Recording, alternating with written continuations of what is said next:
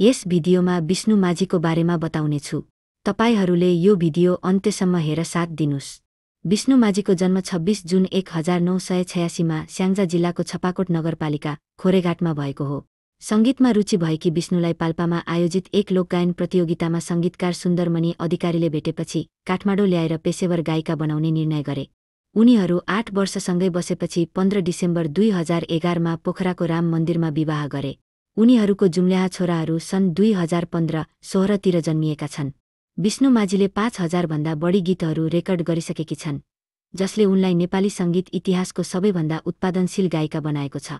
उनका गीतहरूमा लालुमे, सालको पातको टपरी, सङ्गेजली झपली, उखु पेल्ने खुण्डो, मायालुको बोली, भिटामिन यु, कस्तो अचम्म, पिडालु र रुमाल हलाई हलाई जस्ता लोकप्रिय गीतहरू समावेश छन्। विष्णु माझीको व्यक्तिगत जीवन अत्यन्तै गोप्य छ। उनी सार्वजनिक कार्यक्रममा उपस्थित हुँदैनन्, अनुहार लुकाउने मास्क र स्कार्फ लगाउँछिन्, सामाजिक सञ्जालमा सक्रिय छैनन् र अन्तर्वार्ता दिन्नन्। उनको सम्पर्क मात्र उनका पति सुन्दरमणि अधिकारीमार्फत सम्भव छ, जसले उनका सबै कार्यक्रम र सम्झौता व्यवस्थापन गर्छन्। यसले गर्दा उनी गुमनाम सुपरस्टार वा रहस्यमय सङ्गीत रानी भनेर चिनिन्छिन्। उनको गोप्य जीवनशैलीले गर्दा उनी पतिद्वारा नियन्त्रणमा राखिएको र दुर्व्यवहारमा परेको आशंका उठेको थियो। यसपछि 6 जनवरी 2019 मा स्याङ्जा जिल्ला प्रशासन कार्यालयमा उनी र उनका पतिको अन्तर्वार्ता लिइयो, जहाँ उनी 11 वर्षपछि आफ्ना बुवासँग भेटिन्।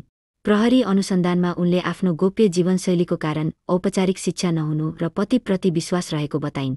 विष्णु माझी नेपाली लोकसङ्गीतकी एक अद्वितीय प्रतिभा हुन्, जसले आफ्नो स्वरमार्फत लाखौं श्रोताको मन जितेकी छन्।